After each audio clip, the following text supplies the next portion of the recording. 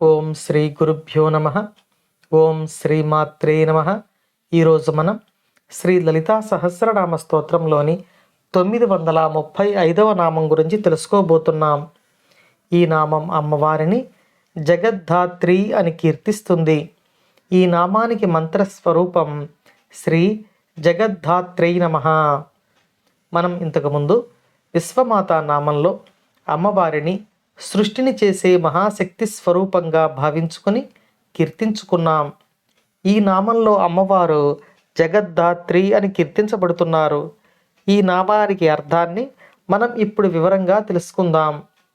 అమ్మవారు సకల లోకాలను సృష్టించడమే కాకుండా ఈ లోకాలలోని జీవరాశుల యొక్క పోషణ భారాన్ని కూడా వహిస్తున్నారు.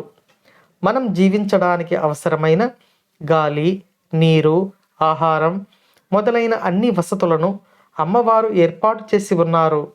కాకపోతే దుష్కర్మలను అనుభవించవలసిన వారికి ఆహారానికి కొంత లోటు ఏర్పడవచ్చు. కానీ వారి జీవనానికి కూడా అవసరమైన అన్ని వసతులను అమ్మవారు ఏర్పాటు చేసి ఉంచారు. కాబట్టి ఈ నామంలో జీవుల యొక్క పోషణను చేసే మహాశక్తి స్వరూపంగా అమ్మవారు మనకు దర్శనమిస్తూ ఉన్నారు.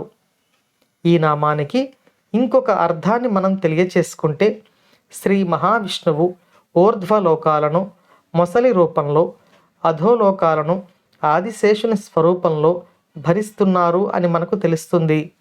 మనం అనేక మార్లు చెప్పుకున్నట్టుగా పరబ్రహ్మము ఒక్కటే. ఆ పరబ్రహ్మము వివిధ కార్యాలు నిర్వహించేటప్పుడు వివిధ స్వరూపాలలో మనలను అనుగ్రహిస్తుంది అని తెలియచేసుకున్నాం కదా. ఆ విధంగా ఈ జగత్తు యొక్క భారాన్ని మొసలి రూపంలోనూ ఆదిశేషుని స్వరూపంలోనూ పరబ్రహ్మము అయిన శ్రీ లలితా పరమేశ్వరే నిర్వహిస్తున్నారు.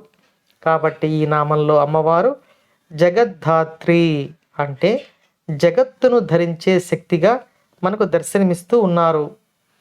మనం ఇంతకుముందు నామంలో విశ్వమును సృష్టించిన శక్తిగా అమ్మవారిని తెలుసుకొని ఇప్పుడు ఈ నామంలో ఈ విశ్వమును పోషించే శక్తిగా కూడా అమ్మవారిని తెలుసుకుంటూ ఉన్నాం.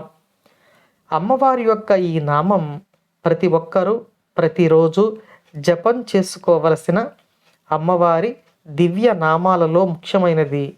ఈ నామాన్ని నిత్యం జపం చేసుకున్న వారికి జీవనానికి ఎటువంటి లోటు ఉండదు. వారు అమ్మదయతో ఈ లోకంలో సకల సుఖాలను అనుభవించి చివరిలో ఉత్తమ జన్మమును పొందగలరు అని పెద్దలైన వారు చెబుతారు. అమ్మవారి అనుగ్రహం మనపై ఎల్లవేళలా ఉండాలని కోరుకుంటూ ఓం శ్రీమాత్రే నమః.